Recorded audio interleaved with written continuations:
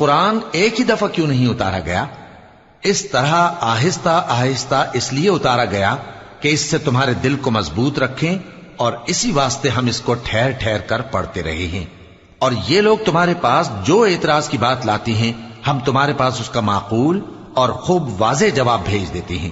جو لوگ اپنے چہروں کے بل دوزخ کی طرف جمع کیے جائیں گے، ان کا ٹھکانہ بھی برا ہے اور وہ رستے سے بھی بہکے ہوئے ہیں۔ اور ہم نے موسیٰ کو کتاب دی اور ان کے بھائی ہارون کو مددگار کے طور پر ان کے ساتھ کر دیا۔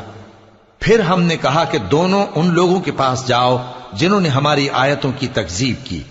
آخر ہم نے ان کو پوری طرح ہلاک کر دیا۔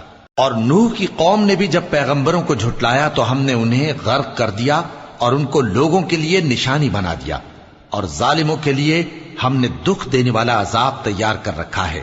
اور عاد اور سمود اور کنویں والوں اور ان کے درمیان اور